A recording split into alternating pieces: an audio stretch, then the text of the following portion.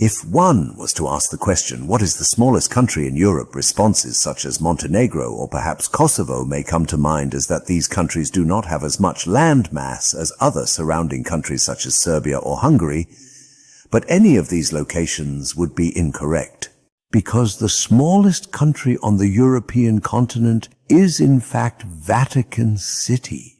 Most may think of the Vatican, which is the home of the Pope and many Catholic faithful, as being a part of Rome, Italy, but it is a completely separate entity not tied to any one country.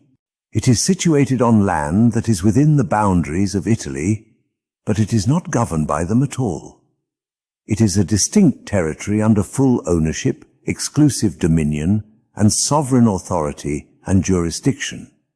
It has its own flag, as well as a coat of arms dating back centuries. The initial creation of the Vatican is said to be dated to the 8th century, when vast swaths of Italy were considered papal states, but the actual creation date is a bit on the murky side. The area known today as Vatican City was put in place in 1929, and it is the smallest state in the world, at only 121 acres. The Vatican has its own army, and entrances and exits are guarded by Swiss guards in full medieval regalia.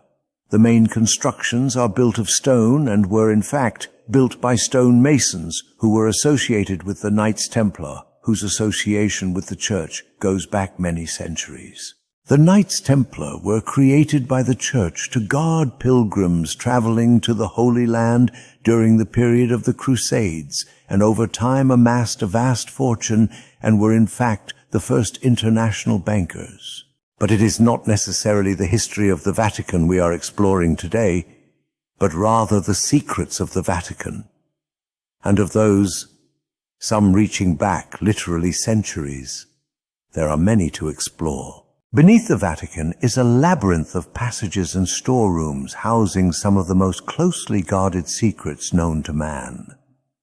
With an area encompassing over 53 miles of shelving containing more than 25,000 volumes with millions of pages of documents, the Vatican's secret archives are truly monumental in both their scope and scale.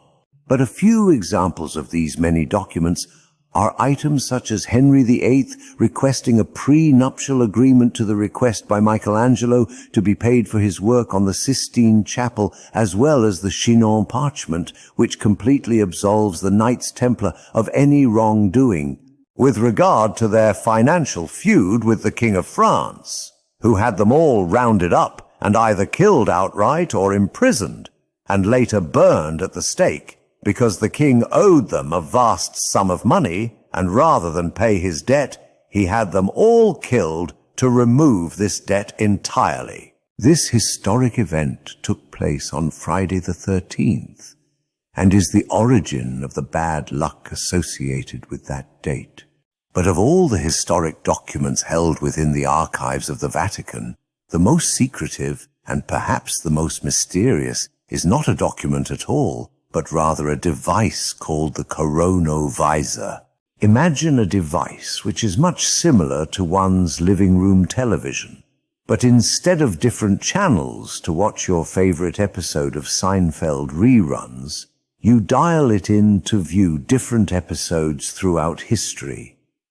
Any point in history or any event in history can be viewed on this device, which is said to have a screen, much like a cathode ray tube television. The origins of this story date back to the 1950s, when Father Pellegrino Ernetti released a book chronicling this device's existence. Father Ernetti was on a short boat trip in Venice, accompanied by Father Francisco Brun, and it was on this trip that Father Brun told Father Ernetti of the existence of this device, which is said to be housed deep within the bowels of the Vatican's secret archives.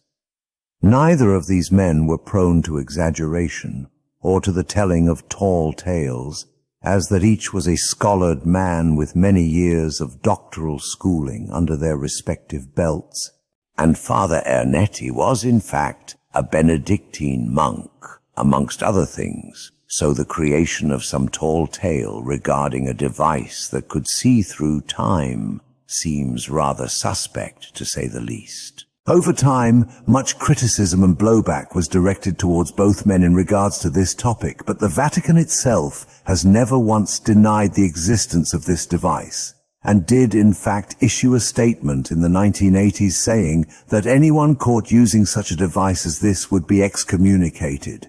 That in and of itself is enough to make one wonder if such a device could actually exist.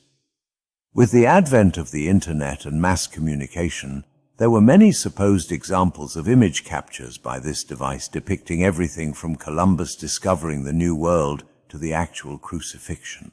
Most who have viewed these examples say that they are nothing more than old recycled film clips from the early days of cinema, with one observer stating that the coronavisor needs a better antenna, if not a cable connection, to retrieve better images. But whatever one's view may be regarding this device, the fact remains that the Vatican has never denied its existence, and with the untold volumes of materials and items held within their secret archives, it is not beyond the realm of possibility that the Vatican could indeed have such a device. And just imagine if you could view things such as the birth of your parents, or the Neanderthal tribes making their way across the frozen land bridge to the North American continent, or the Polynesians sailing the vast Pacific Ocean and claiming new island lands for their people.